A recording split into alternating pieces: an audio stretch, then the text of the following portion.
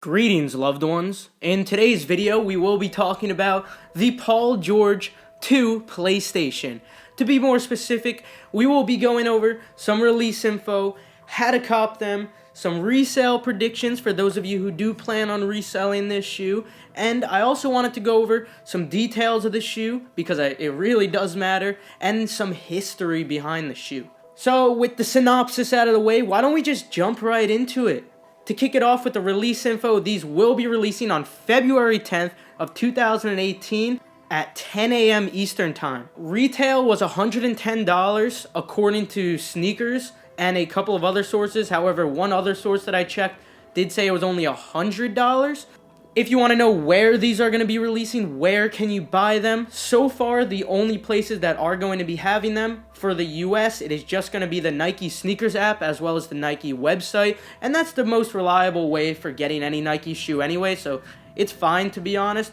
And also for Nike Europe, we will only have it in these countries: UK, France, and Germany. So shout out to everyone in those countries. Now, if your country was not mentioned, don't worry, don't stress yet, at least, because we still do not know if some Foot Lockers are going to get them, perhaps, or maybe some Champs or Foot Actions. I don't think they will, to be honest, but it's still a little early. We have to wait until we get closer to that release, so it's definitely possible that these stores will be getting them, and perhaps you'll have one near you, so I would stick around if I were you. But for all you other people, it will be available via Nike. Moving on, why don't we start with the how to cop portion of the video. So this is just going to be rather brief because there are no raffles to sign up for as of now. Right now, we also don't know if any Foot Locker, Champs, or Foot Action is going to be getting them, but obviously, I will keep you updated throughout the process. It's a little early right now, so as we get closer to February 10th, I will keep you updated on, say there's some potential raffles going on. I'll tell you which ones to sign up for, how to get multiple entries, all that good stuff. But as of now, the only place you're going to be able to get them is through the Sneakers app and website. I found that a lot of you were actually confused on how to access the Sneakers website. It's really simple. One, you can either just type in Sneakers, SNKRS, that's not like the word sneakers, and it should pop up. It'll say like launch calendar or something. But if that's a little too confusing for you, what you can do is simply go to Nike.com, go to men's, and underneath men's, go to launch calendar. Click on that, and it will take you to this what is known as the Sneakers site. There's two ways to getting these shoes, and one way would obviously be using multiple different phones, multiple different computers. The whole key here is using multiple accounts because they could release one of two ways. I've mentioned this before. It could be via a draw, like a raffle where you have 30 minutes to enter, or they could release through just a first come first serve system. However, within that 2 minutes where it is first come first serve, it is still a randomized process, so you want to have as many accounts as possible. But if you're saying, Keith, I only have one computer, you need to use the multiple people jig. I'm not going to explain it now. I'm going to make a separate video on the multiple people jig. If you're a little impatient and you want to know now, check out any of these videos. But basically, that is how you're going to be able to get this shoe as of now. If we get any raffles or whatever, I'll keep you updated. Now, moving on to the resale predictions. So initially, I was just saying, okay, I'm going to get this shoe and I'm going to resell it. But this was before I saw the pictures of it with the space in the background. And I was like, all right, these actually look kind of cool. And, you know, if you put space behind anything with me, I'm just going to love it. I'm obsessed with sci-fi, like Interstellar, phenomenal movie. But let's talk about, say you do want to resell it.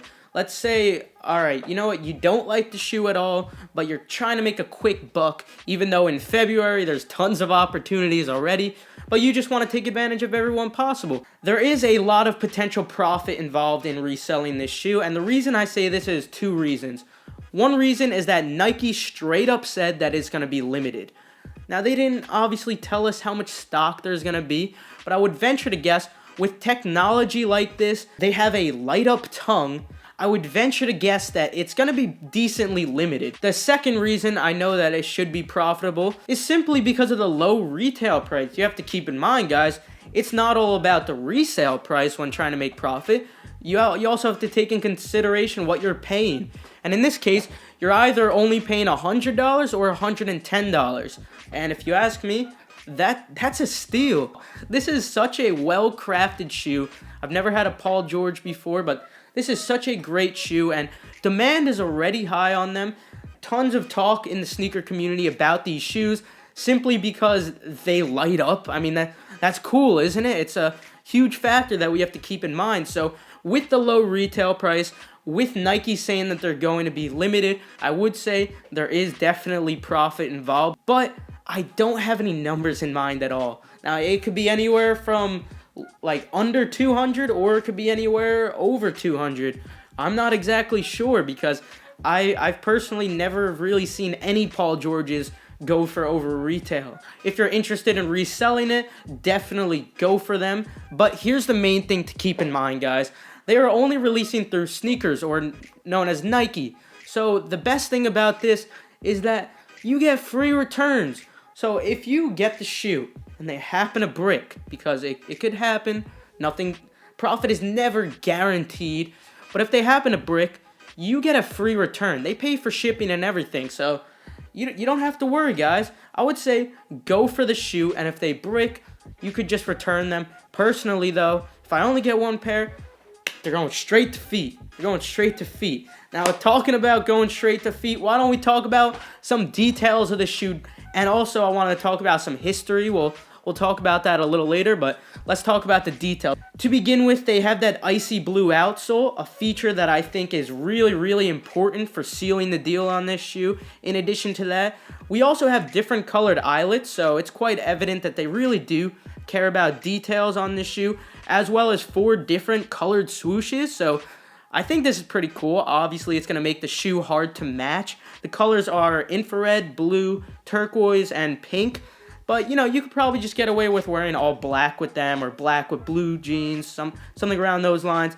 And also, we have multicolored specs on the midsole. This is something I'm not really a huge fan of, but considering it's like a space type theme, I wouldn't really know what else they would do, so I'm fine with it. It looks fine to me. I'm just not crazy for it.